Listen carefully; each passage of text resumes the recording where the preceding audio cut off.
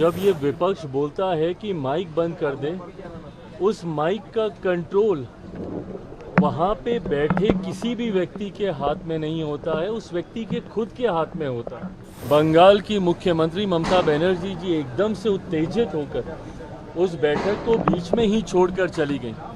मुझे लगता है ये आचरण गलत है। उस बैठक में मैं भी मौजूद था और ये सरासर गलत इल्ज़ाम है कि किसी का माइक वहाँ पे बंद कर दिया गया।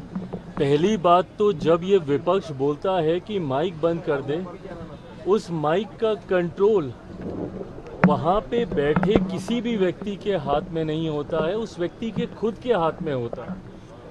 ना लोकसभा में, ना राज्यसभा में, ना ऐसी किसी बैठकों में।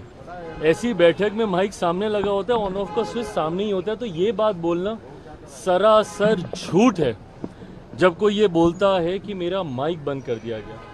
हाँ, हर मुख्यमंत्री को, क्योंकि समय की बाध्यता थी, ओपन एंडेड अगर डिस्कशन को रखा जाता तो संभवतः हफ्तों तक ये बैठक ही चलती रहती। ऐसे में हर मुख्यमंत्री से ये विनम्रता पूर्वक आग्रह किया गया था कि अपनी बातों को संक्षेप में एक तय समय सीमा के भीतर रखा जाए। जब वो समय सीमा पूरी हुई, सिर्फ एक रिमाइंडर के तौर पर उनको ज़रूर, जैसे तमाम मुख्यमंत्री को दोबारा से नोटिफाई किया गया कि भाई आपका समय समाप्त हो रहा है, इस तरीके से। बट उसके बाद जिस तरीके से बंगाल की मुख्यमंत्री ममता बनर्जी जी एकदम से उत्तेजित होकर उस बैठक को बीच में ही छोड़कर चली गई, मुझे लगता है ये आचरण गलत है। अगर आपको अपनी बात को रखना भी है, कोई नाराज़गी भी है, तो आप वहीं पे रखती ना, बोलती कि अभी मुझे और बोलना है, मुझे और कहना है। हम सब वहाँ पर मौजूद थे। प्रधानमंत्री जी स्वयं उनको सुनना चाहते थे, वित्त मंत्री जी स्वयं वहाँ पे मौजूद थी, वो भी चाहती थी कि भैया क्या बजट को लेकर वो अपनी बातों को रख रही हैं।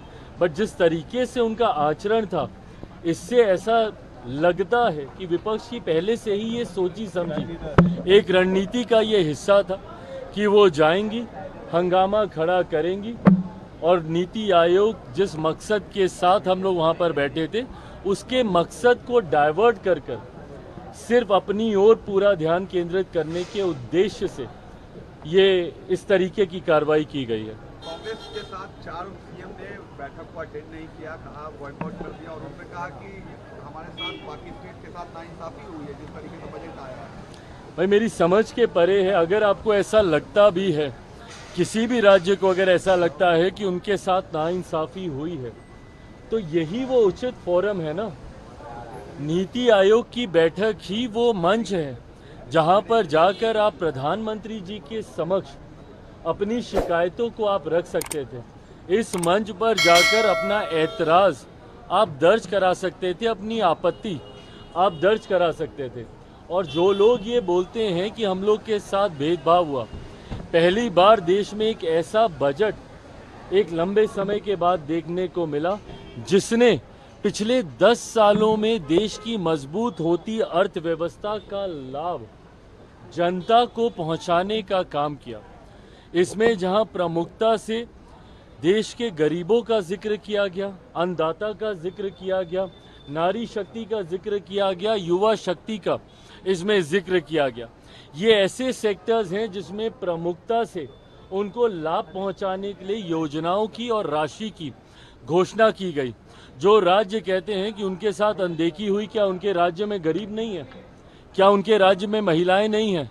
क्या उनके राज्य में किसान नहीं हैं? क्या उनके राज्य में गरीब वर्ग से आने वाले युवा हो, महिलाएं हो, किसान हो, क्या ये लोग नहीं हैं? तो सिर्फ राजनीतिक हंगामा करने के लिए, और मैं दावे के साथ कहता हूँ कि भाई ये लोग पिछले बजट भी निकाल कर दिखाएं कि किस किस राज्य को कितना कितना आवंटन किया गया है जब सरकार कांग्रेस के नेतृत्व में चल रही थी। यूपीए की सरकार हो या उसके पहले की सरकार हो, कितने राज्यों का जिक्र किया गया।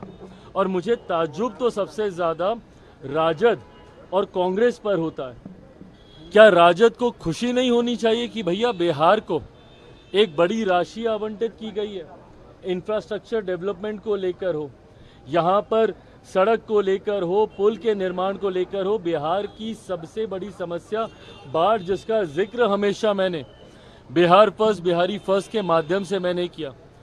उस बाढ़ को लेकर लगभग 11,000 करोड़ की राशि अलग से आवंटित की जाती है, ऊर्जा को लेकर अलग से राशि आवंटित की जाती है, इंफ्रास्ट्रक्चर को लेकर राज्य में अलग से राशि आवंटित की जाती है। तो भैया अगर बिहार जैसा राज्य, जिसके लिए लंबे समय से हम लोग भी मांग करते थे भैया कि बिहार को विशेष राज्य का दर्जा मिलना चाहिए, बट स्पेशल कैटेगरी स्टेटस जब तक नहीं मिलता है, ये मांग भी हम लोग की थी कि बिहार को एक स्पेशल पैकेज मिलना चाहिए। आज मैं धन्यवाद करूंगा माननीय वित्त मंत्री जी का, और विशेष तौर पर मैं धन्यवाद करूंगा मेरे प्रधानमंत्री आदरणीय नरेंद्र मोदी जी का।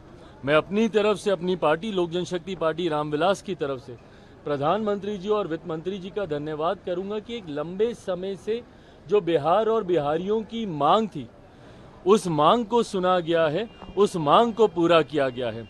अगर इस पर भी अगर राजद और कांग्रेस को अगर ऐतराज है, तो ये वही लोग हैं जो कतई बिहार का विकास नहीं चाहते हैं।